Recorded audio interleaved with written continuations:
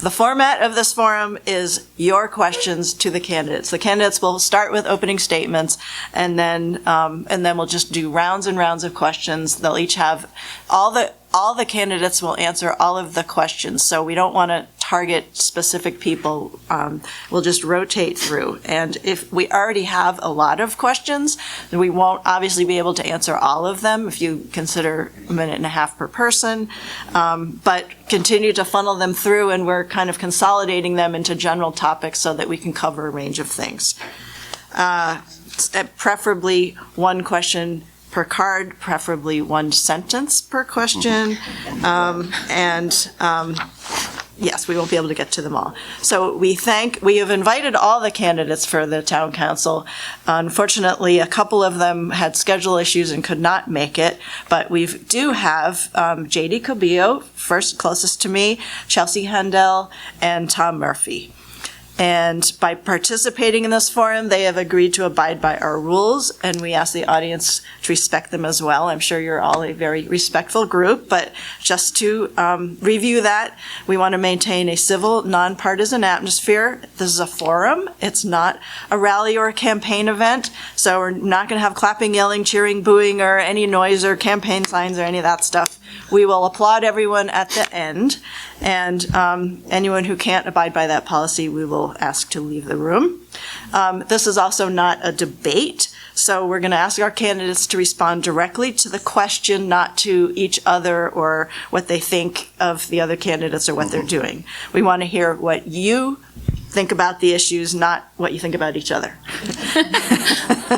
And by drawing a contrast, you will enable the voters to compare for themselves and think for themselves and vote for themselves.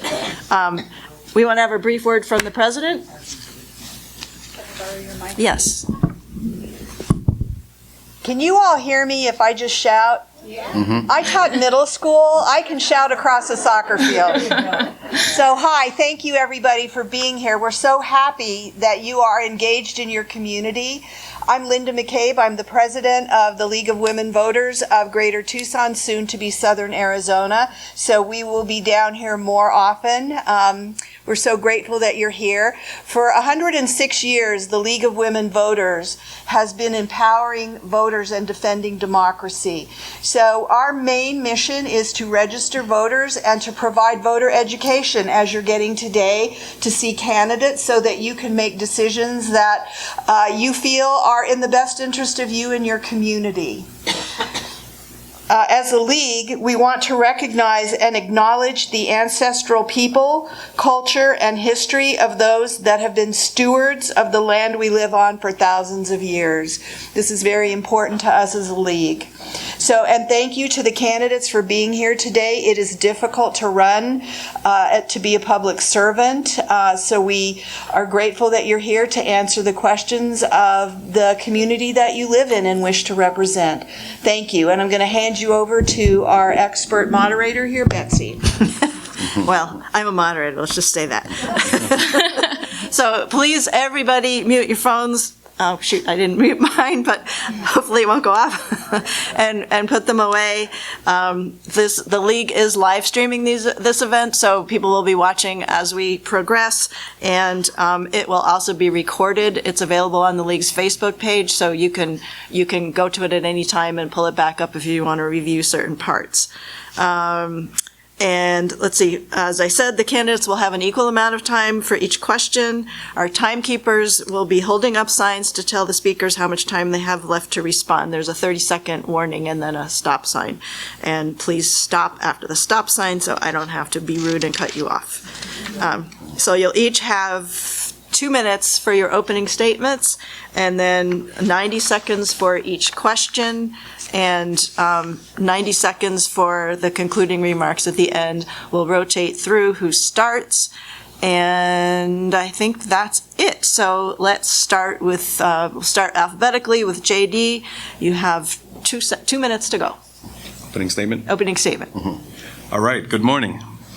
My name is JD Cubillo. Part of my opening statement, I'll introduce myself to share my background, and then I'll share why I'm here today running for town council.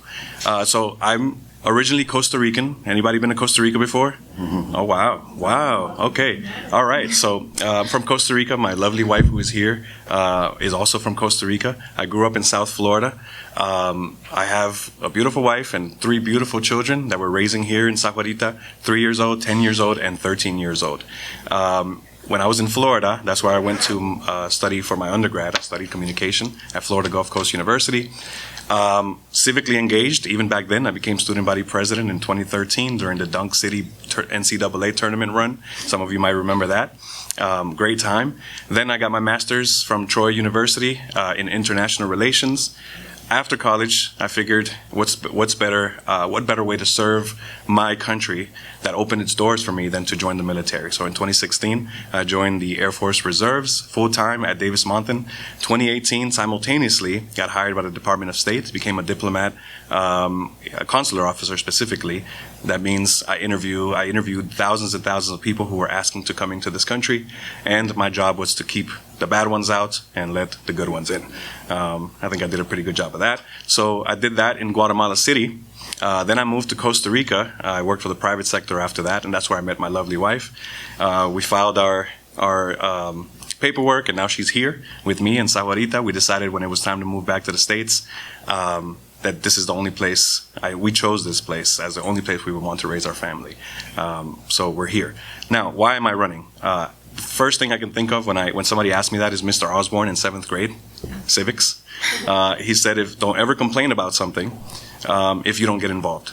So you have 2 things you can do, vote and run, right? So if you don't do any of those things, then don't complain when you don't like something. So when I moved here, I love it here. It's actually the opposite. I love living here, and I want to keep it that way.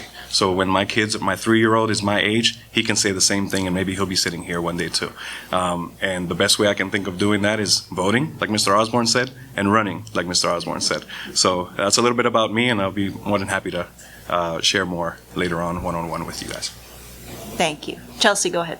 All right. Good morning, everyone. My name is Chelsea Hundal. I've been a Sahuarita resident here for going on 8 years. I'm a stay-at-home mom. My background is in education. I was a school teacher for years before I had my own children. I've got 3 little girls that keep me busy, from 4 all the way up to 10 years old. And I love this town. A little bit about what brought us here. So my husband is a federal arson investigator, and that means that we've lived in a lot of cities and a lot of states around this country, and getting the opportunity to live here in Sahuarita has been really special. We have fallen in love with this town. I think like most of us, actually, we all love this town. And I got the opportunity to graduate from the Chamber of Commerce's Elevate Leadership Program last fall. And I've always been involved in the communities I've lived in through volunteerism, through community events. And it really, they challenged us at the end of that event, what are you going to do now? Now that you know this information. And it really lit a fire within me to get more involved in this way. And I've also reached a stage in my life where my little one is going to school. And so what are the next steps for me? I have some freedom. And so this process has been tremendously edifying and a growing experience for me. I've had a lot of opportunities to go out to coffee and to go on ride-alongs and to talk and engage with all of the wonderful people in this community. And I love that. You won't find that I have a strong online presence, and that is because I don't love social media. I love being with people, and I love being out in public. And I understand that that's hard to reach majority of people, but that is really where I thrive, is in meeting and having face-to-face conversations with you. So I love this town, and I'm grateful to have the opportunity to do this. And I hope you learn a lot from us today. Thank you, Chelsea. Tom, go ahead. Good morning, everybody. It's a pleasure to be here. Thanks to the League for hosting this. Listening to both of the folks to my right, I think I'm a little hybrid of both. I joined the Air Force out of high school, went to college for a few months. That was in the 70s, spent 21 years in the Air Force. One of my assignments was at Travis Air Force Base, where I met my wife, who is a nurse. We went to Homestead Air Force Base in southern Florida. The Hurricane Andrew took us out, which took us to England, where both our girls were born.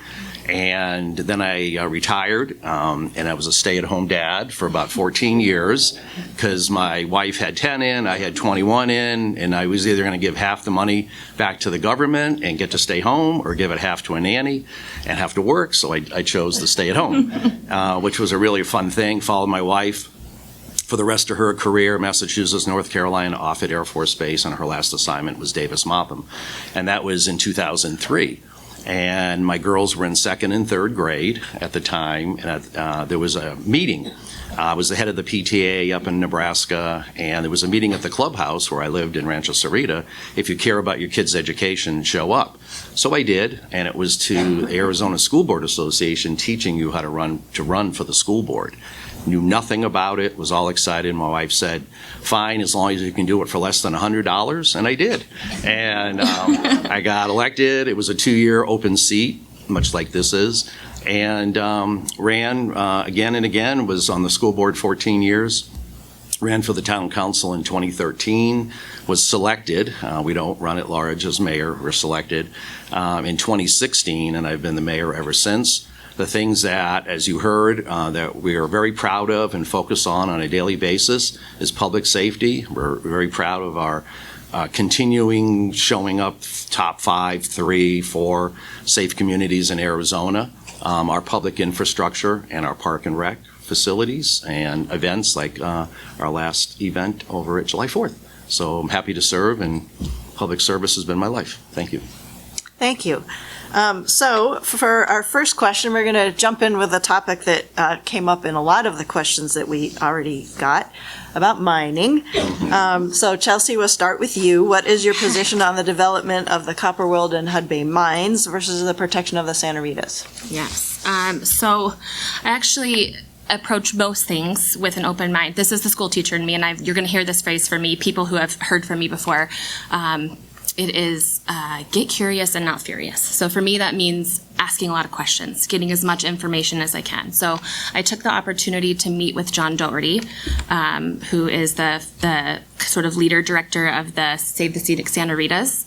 And he met me at McDonald's, which I was so grateful for. So we had a long conversation. I found him to be very fascinating and interesting, and he just went over everything that he knows and, you know, kind of imbued that onto me. And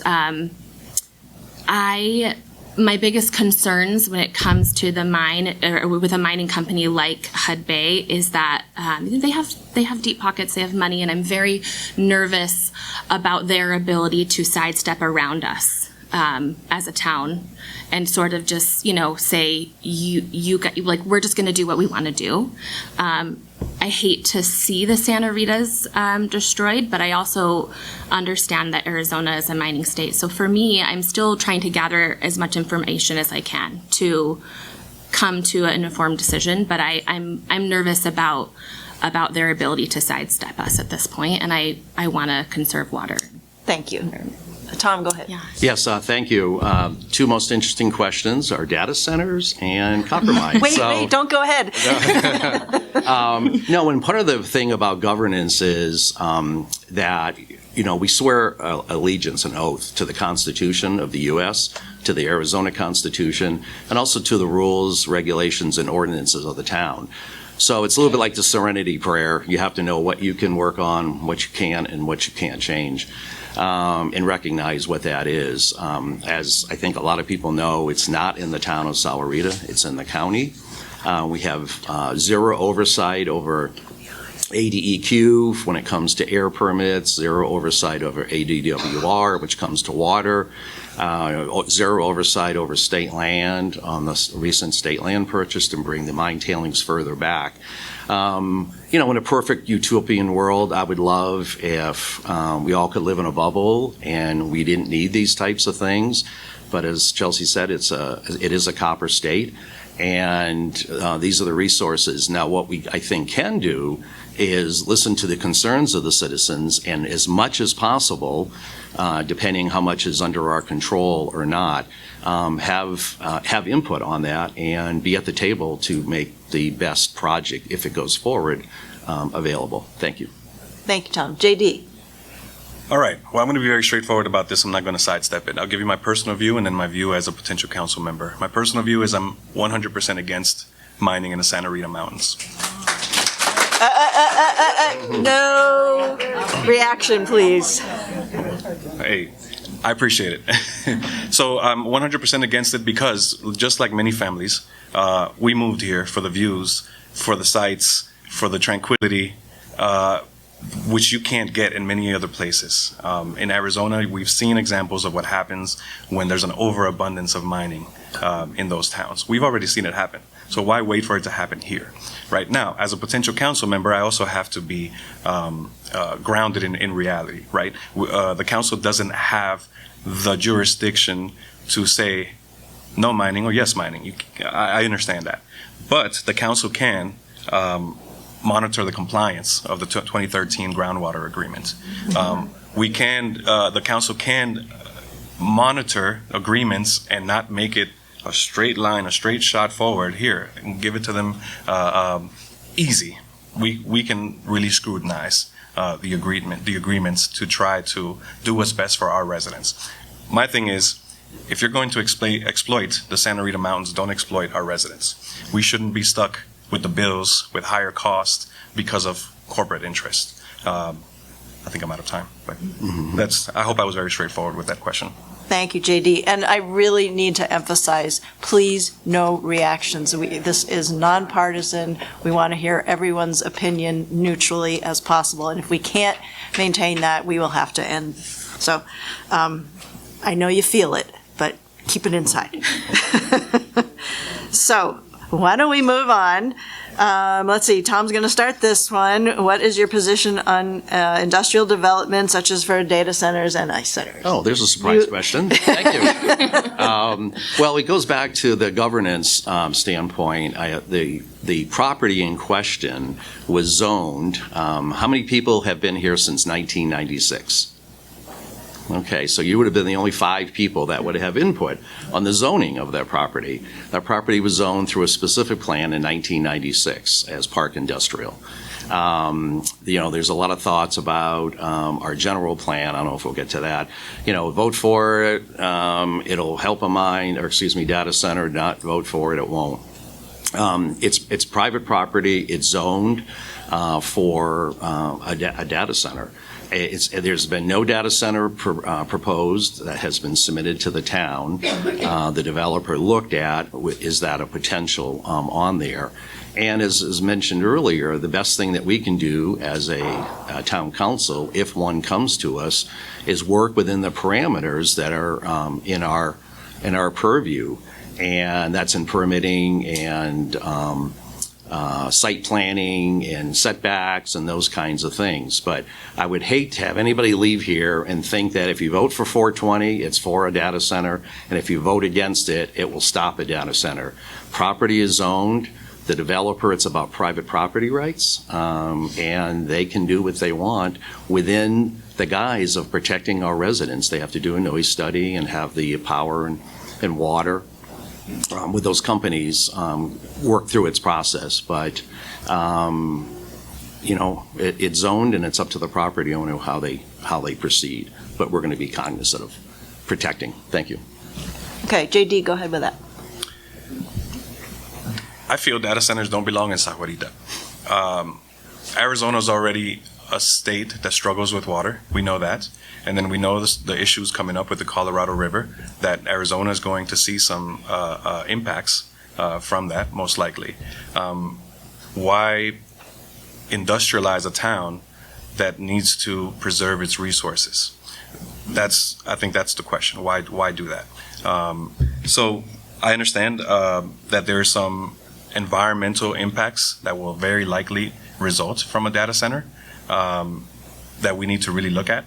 And if the land is already zoned for it, I think the council has an ability to look at it. There's a planning and zoning part of the local government that can make amendments. The language in the general plan, yes, it's ambiguous. Yes, it doesn't address data centers directly.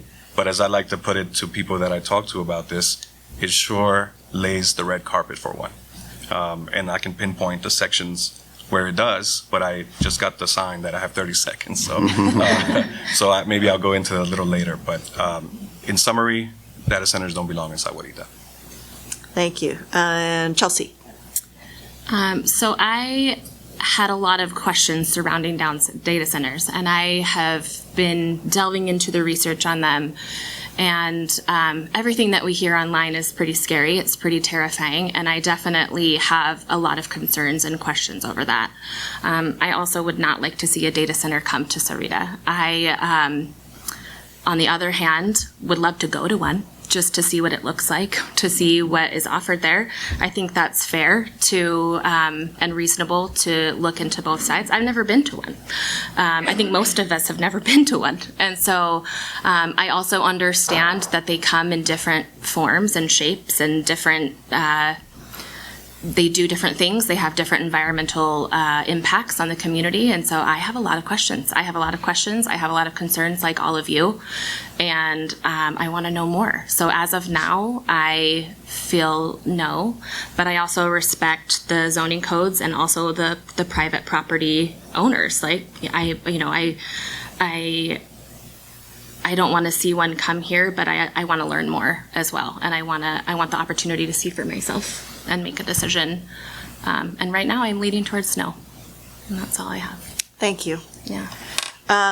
Okay, so let's see, we're starting with JD this time. How do you propose, as specifically as possible, to protect the water supply, given the potential demands for mining, data centers, and, any other industry that we don't even know about that could pop up, and uncertainties about CAP supplies? Well, from my understanding, water regulations, environmental regulations in general are very loose in Arizona. There's still a lot of work to do. There's been studies that have been done, and I've spoken to these folks at the University of Arizona, and they'd like to see local governments take more ownership of this if the state can't agree on this, right? So I think the council can visit local regulations. The 2013 groundwater agreement is one of those that we can really look at and scrutinize and implement ways that we can really preserve our resources and think about in the future. Maybe right now we don't see the impacts, but what's going to happen in 2035 at the end of the current proposed agreement? Are we going to have the protections in place to protect our town from being industrialized, like it does say in the general plan? So I think we need to look at what regulations we can add at the local level, and then advocate at the state level and federal level to protect our resources. Okay, thank you. And Chelsea, how would you protect the water supply? So, water is one of our most valuable resources. I would say probably it's the most valuable resource we have. I think it's important to fully understand water use and the water table, the aquifer that we're sitting on. I had the opportunity to sit in a town council meeting where the town council was presented to by Global Water. And that was really informative. It was really interesting to see the types of studies they do on our aquifer, how they measure the depth and what we have available. So I would encourage anyone that can to attend those council meetings to listen. One of the things that I've always been curious about, and maybe this is a conversation for another time, but Tucson's watershed management group offers rebates and incentives on for households that are willing to do gray water recycling and rainwater collection. And I would love to see something like that. I think as individuals, there's more that we could be doing to preserve and to increase our water resources. So I'm very curious to explore, if I were elected, those sort of incentives and rebates for the town as well. That could involve attending some classes, learning installation, and then actually going forward and installing, whether yourself or with a company. So that's something I've always been curious about and wondered and wished that we had here in Sahuarita. So that's something I hope to pursue in the future. Great, thank you. And Tom? Yes, well, obviously water is an ongoing issue, will always be an ongoing issue. And as Chelsea mentioned at one of our last council meetings, even for me, who's been on there for a while, it was very informative. Global is relatively new, purchasing two of our local water companies. But one of the things I will have on the agenda coming up in the fall is both a water forum that we're working on, because for all of you to understand the condition of our aquifer, One of the takeaways at the global water presentation is there's some incentives from going from agriculture to urban. Pinal County qualifies and Maricopa qualifies, the county, but not us, because of the condition of our aquifer is better than most. So I want that information out there. So we're going to bring all of our water companies together, along with Tucson Water. We'll invite them. They can't make them come, as well as an energy forum coming up, because there's a lot of concern about the grid and energy when it comes to mining or data centers. So to try to be as transparent as possible and factual as possible, we're going to have these forums where everybody can learn from the experts, not from us, on where the condition of our aquifer and the condition of our grid between our two electric companies, Trico and TEP. So I hope those will be very informative to you. And the things that I've learned over time, our wastewater treatment plant used to have to be permitted for so many gallons per household, but ADEQ has allowed us to lower that because of these conservation efforts, low flow toilets and shower heads. So we're in a good path, but more to come and more to learn. Thank you. Thanks, Tom. Let's see, next up is Chelsea to start. And what is your position on annexing properties at Wilmot to Coronado to Tucson? Ooh. Annexing properties into Tucson? Or it's I don't know. Okay, sorry, I think I'm a little bit confused.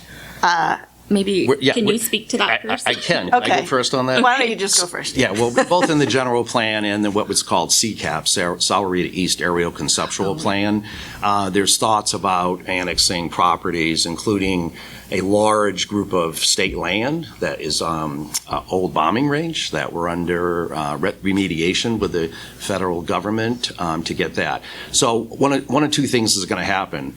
Either the county or the city of Tucson will encroach on us, or we're going to grow to the east. I would rather have us. It will be developed. There's no doubt about it, because most of it's state land. Whether a Corona comes in or not, because when you annex property, you have to meet two metrics.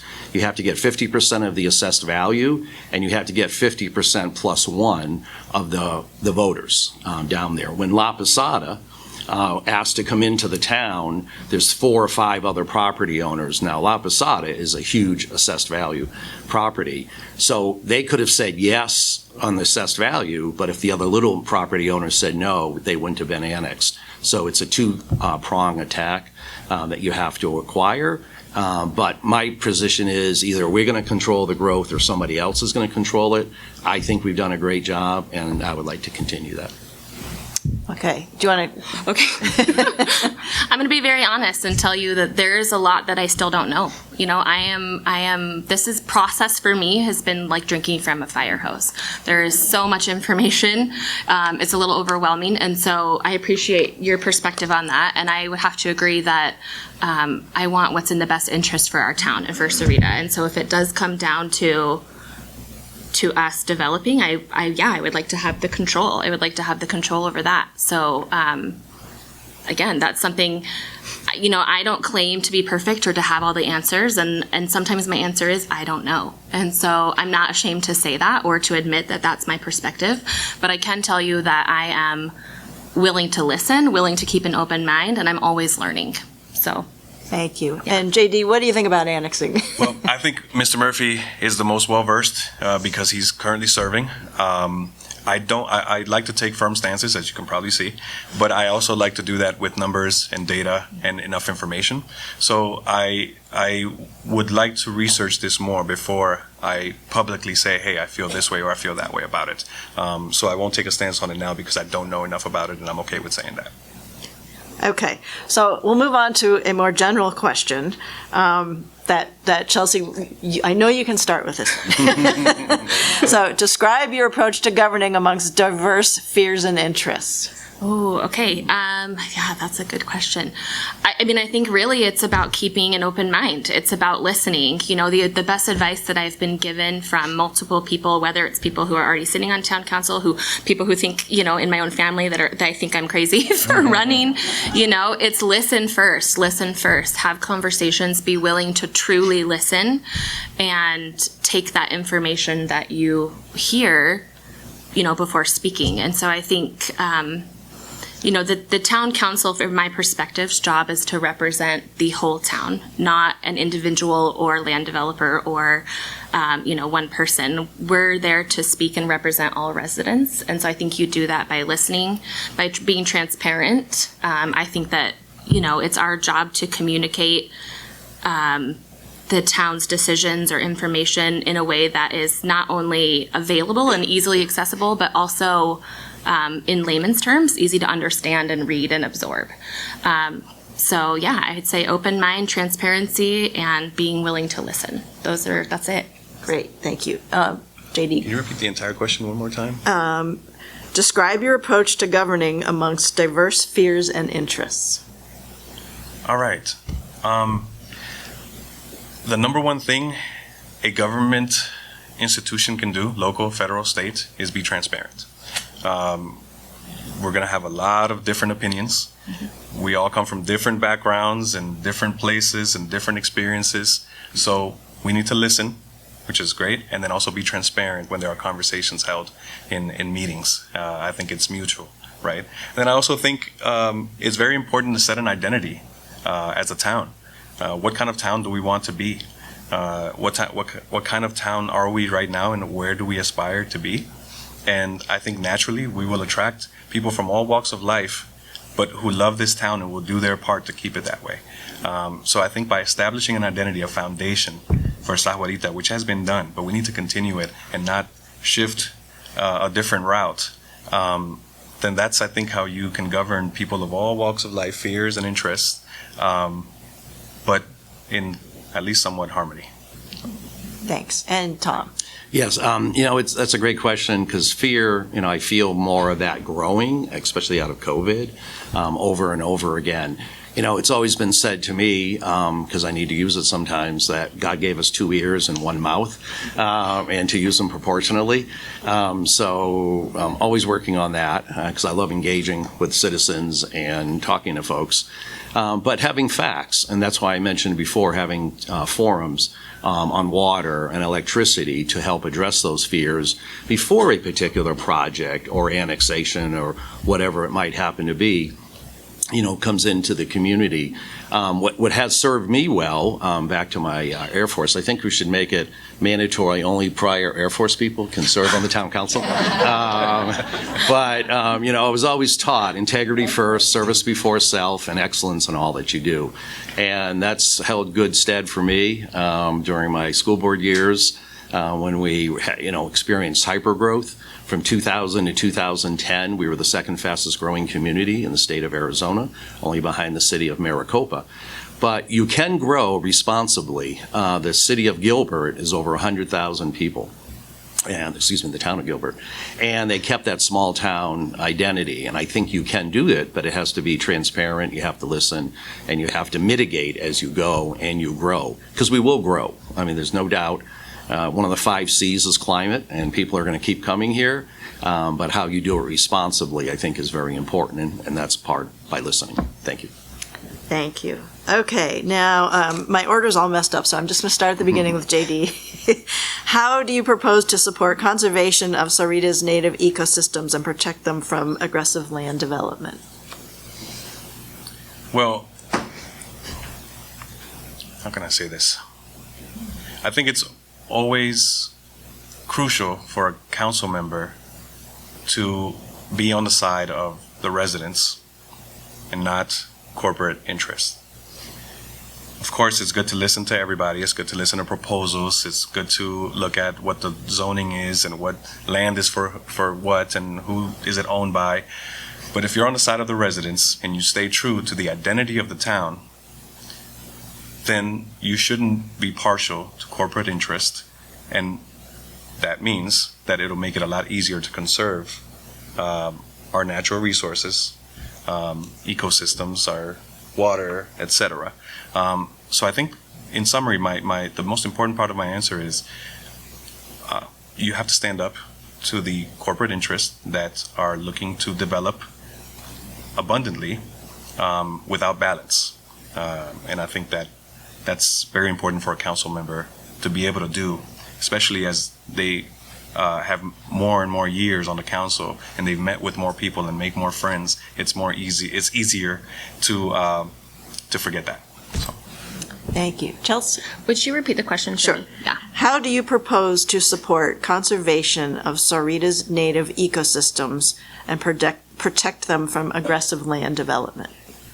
Okay, so I think the first thing is to ask a lot of questions, right? This is where you get environmentalists, experts in the fields of environmental protection, the people who know about land conservation, who know about wildlife conservation. These are the people that we should be talking to, that we should be hearing from, because they're going to know what we need to do. I think, I'm a person who personally loves, I've been a wilderness guide for over 10 years. I love being out in nature, and we recently had a bear in our neighborhood, right? There are these things that happen around town that are kind of wild, and to see that go away would be heartbreaking. So I think for me, I don't know that I have specific answers on that yet, because I'm not an expert in conservation, and so that's something I would like to learn more about. But that's definitely who I would turn to, and that's who I would also expect that big industrial developers should be working with as well, right? Because there should be balance in all of things. So, Okay. yeah. Thank you. Tom?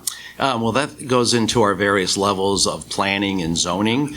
It starts with a general plan, to be frank, 420.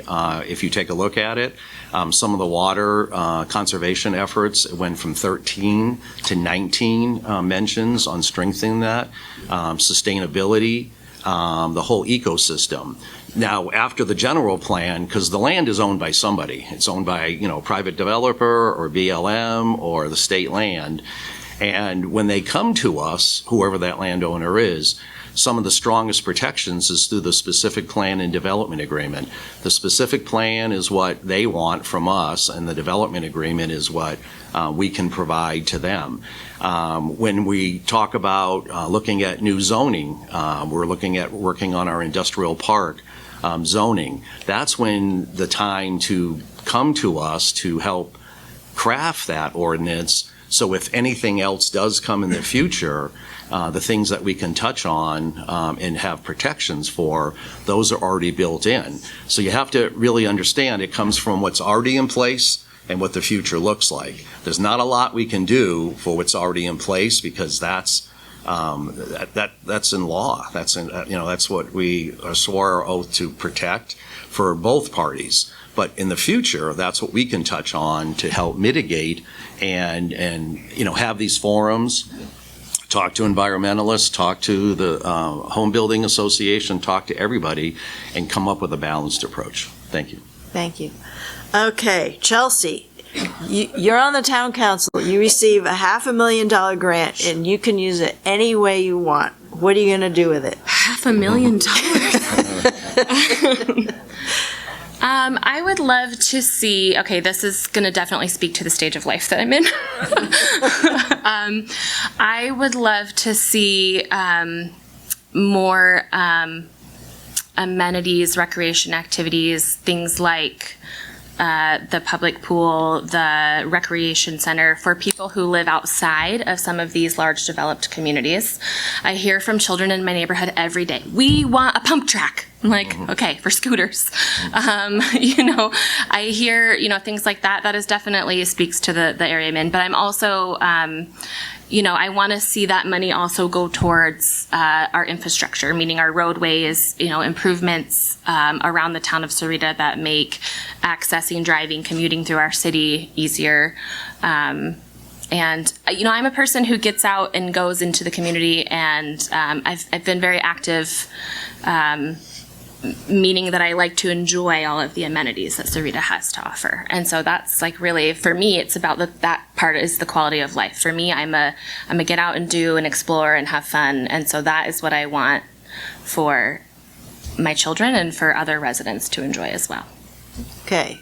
Tom, what are you going to do with it? Well, we'll probably get maybe a half a fence for the pool for $500,000. Okay, so yeah. Just as a reference point, Campbell Road extension that we got through the federal government, that was $3 million. To replace our police radios, that was $1 million recently through a federal grant. So $500,000, maybe get a pump track on land that's already existed. Give me something, yeah. But no, we did run a bond. It did fail. But, to do a rec center with a pool, which I would like for the community. I was on the school board when we had the other pool that was more of a recreation school pool that we used to get to open it up to the folks in the summertime who didn't have access to it. So unfortunately, $500,000 doesn't go very far. Today, it's I think it's over $1 million a mile to do a road. So it would have to be probably a smaller amenity or maybe as a seed planting for that.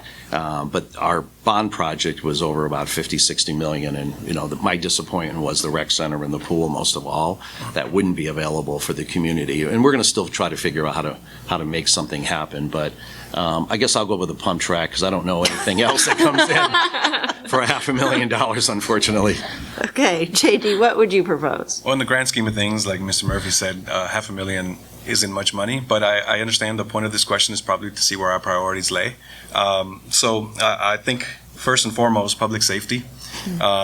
For me, it's beautiful to know my kids can go outside, ride their bikes, play basketball, and I don't have to worry about them getting kidnapped, getting hurt, except I have Lena's. And so safety is so important. So public safety for me is number one. I think according to the general plan, the police department was at 63 officers. The national average per our population should be around 80. So we're only a few phone calls away, a few emergencies away from being in trouble as a town. Hopefully we don't get there. So then roads and transportation. Rancho is one thing, outside of Rancho is a whole nother thing. If you drive outside of Rancho Sahuarita, when I was gathering signatures, I heard it from so many people, the roads are subpar. They need a lot of work, just to put it nicely. And then Parks and Recreation. I watched a council meeting online just recently when folks, parents that have softball teams said they have out of pocket $100,000 to just maintain the fields. They were selling snacks and doing all kinds of things to just cover the basics so their kids can play at adequate fields. I don't think that's right. And then, of course, right after that, the Parks and Rec fees were increased, which is going to hit a lot of people in their pockets for them to participate in such basic, nice programs. So I would use this giant 500,000 grant to keep people from paying more for basic services like Parks and Recreation. Okay, thank you. Tom, you're up. Mexico is building a high-speed rail line from Mexico City to Nogales. Do you support connecting Tucson and Sahuarita with passenger rail? Yes, and that's been on our table. There's something called the Pima Association of Governments, the 9 entities, the 2 tribes, our cities, and then there's an ADOT representative, Arizona Department of Transportation, and that's in conjunction with the RTA, Regional Transportation Authority, that just passed the extension of the half-cent. I'm the chair of the RTA this year, and I'll be the chair of PAG next year if I'm reelected. And that is something that we've been working on. The difficulty is it actually hasn't been approved in Mexico up to Nogales. There's money, I can't remember the city, between Mexico City and another city, and they're working on that other city getting to Nogales. So I think it's important to do, but it has to be timed correctly, because right now there is no funding for that other second leg in Mexico to get to Nogales, and also having good communications. We had a briefing by this group out of Mexico at our RTA meeting probably 3-4 months ago. So it's very interesting as a proposal, but just like we had the conversation about $500,000, there's only so much money to go around. This will be a federal funded project, so to advocate that, but I would love to see connectivity from Nogales, through Sahuarita up to Tucson, up to Phoenix, then to Vegas, and beyond. Nogales always says they're the gateway to the United States. I differ. I say Sahuarita is the gateway to Arizona. So I would love to see it, but I think it has to be timed properly, and we have to be in constant communication with Mexico to make it happen concurrently. Oh, thanks. JD, what are your thoughts on that? I agree with Ms. Murphy. I think being able to connect all the way down south to Tucson and beyond is a great idea. It's federally funded, so it's not something that Sahuarita has to worry about footing the bill for. And cooperation with the federal government, the state government, that pays off in the end when we have good relationships. So I agree with Mr. Murphy. And Chelsea? I'm intrigued. Here I come with questions, always. I'm always going to be asking questions. And maybe that's not what this is for, but I guess, again, here I go. Where does the train run?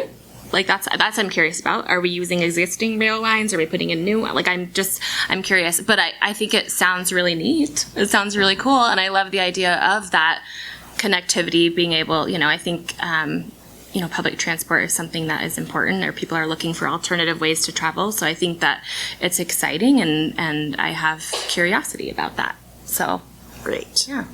Okay, JD, I think all of you have already said how long you've lived in the area, but let's just remind people and follow that with what is your primary concern for this area? All right. How long I'm not shy from this. I know a lot of people brought it up when I was gathering signatures. They said, well, how long have you lived here? I've lived here for 2 years. It's under 2 years. So I'm relatively new, which I think is actually a strength because I bring a different perspective. I think a lot of people have expressed how they feel about certain very hot topics. So bringing a new perspective is a strength. I'll explain. I moved here to Arizona in 2016, actually, so 10 years ago. Then I served overseas, as I mentioned in my introduction.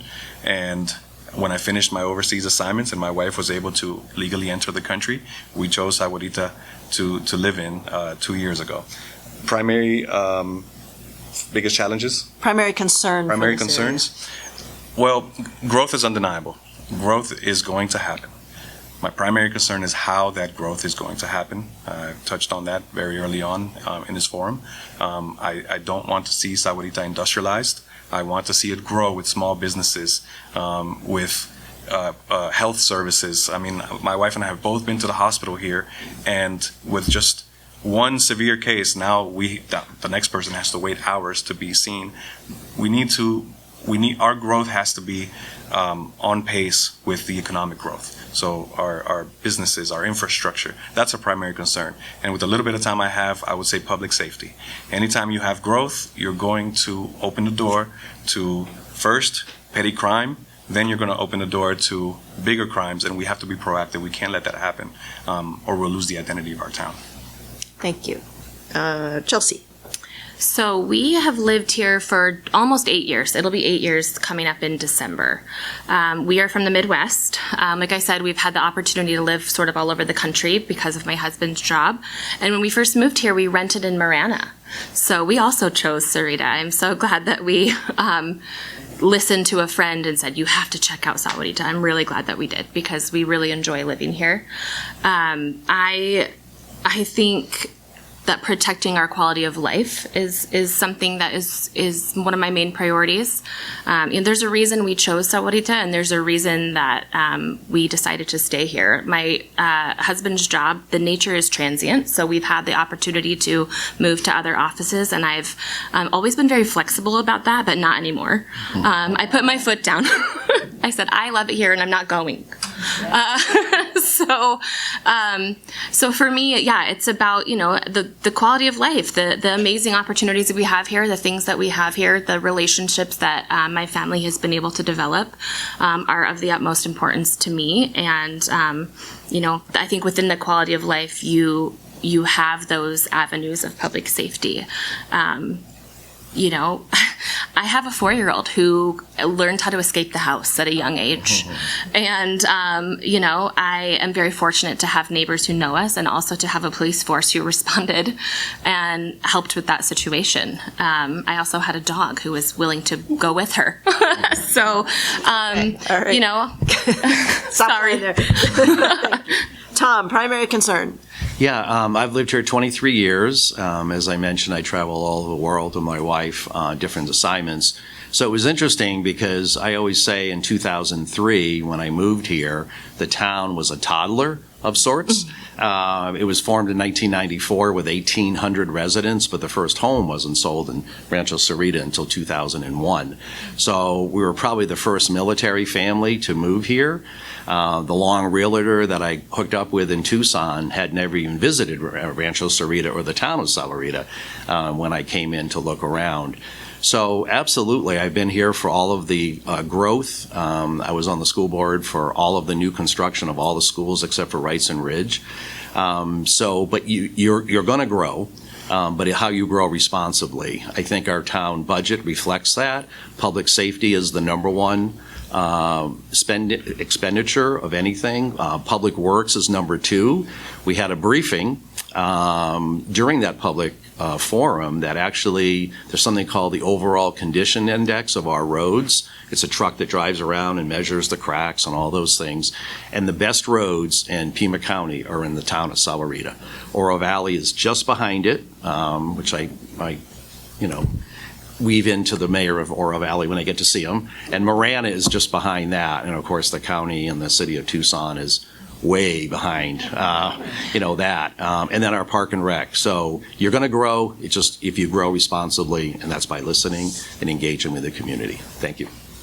Okay, I think we have no more time for questions, so we'll do closing remarks, and we will start with Chelsea. So I just want to say thank you again for you guys all coming to be here to listen to what we have to say. I really appreciate that, and I appreciate the library for hosting us. I just want to reiterate that, at least no one that I know gets into something like this because they love to argue with people and fight with people. I have a genuine love for this town and for the people that live here, for people in general. And I think according to our recent census data, the average median age in Sahuarita is 37. 37. And when I looked around at the current town council, this is just speaking to my age. I'm 37. I didn't see anyone who represented my stage of life. And so I think that young families are a huge part of the growth and development that's happening in Sahuarita, and I felt like mine was a voice that could be heard and could represent that. And we really are a special town, and I hope to protect what makes our town special. And I think you do that by listening to residents. So I hope you vote for me. Mm-hmm. Thanks, Tom. Thanks to the league and to the library. I taught Lisa Cole everything she knows, our town clerk. It's a pleasure. It's been an honor to serve the country. It's been an honor to serve this town over all the years, both on the school board. I think we have a lot of things still to do. We didn't touch on the Sahuarita Safari, our nature preservation park that we're looking at working with the Phoenix Zoo on, a 1,000-acre parcel out by Walden Grove to repopulate sub-Saharan African animals back into the wild, as well as some Arizona ones. And I have to, a big thank you to my wife who works every day to allows me to, I thought we were running for the money. So we're not running for the money. I take home $500 every 2 weeks to do this. So if it wasn't for my wife and our military retirement, I wouldn't have the opportunity to serve this community, which I love. I've been here 23 years. I've seen it go from 2003 up into today, and we have a lot of cool things coming our way, including Roadhouse Cinema, which we spent a lot of energy on getting them to come here and not Chandler, Arizona, as their next property. So building a diversified income, obviously continuing to be one of the safest communities in Arizona with great public infrastructure and great park and rec amenities, and making it where my younger daughter, who just had her second baby, they're in the Air Force, but hopefully they can come back like we moved here and my girls were in second and third grade. And Okay. they love the community like we do. JD, final comments. All right, final comments. I had to make this part of my final comments. On page 29 of the general plan, the top 4 things that residents express that they want for Sahuarita is more shopping and retail, support for parks and recreation, preserve our natural resources, and preserve that small town feel. I'm running and I'm here today because I listen to that, and I also agree with that. I align with that, and I hope to be part of a council that listens to that and keeps that identity of the town that people have asked for and have shared, and it's part of the general plan. Sahuarita is going to grow. It's exciting, but we're also at a pivotal moment. We're at a pivotal moment where growth can take this way or this way, and I'd like to be part of Sahuarita growing the right way, the way that residents are asking for. So thank you all for being here. Everybody here is doing exactly what my civics teacher said. You're voting. So whoever you vote for, I'm just happy that you're doing so. So thank you. Thank you. And not yet. Okay. Before we adjourn, I'd like a show of hands of who here are residents of Sahuarita. Looks pretty close to you. And you're all 37. And how many of you are registered to vote? Excellent. And you all will. I will make that assumption. So, yes, we are, the League is very pleased to have all of you here. We really appreciate all of you for running for public office. As Tom has told us, it's not a way to get rich. But, you have big hearts and you're definitely into it.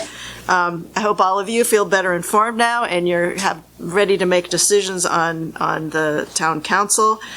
So now, please join me in thanking our candidates and give yourselves a hand for taking this important step to be more informed.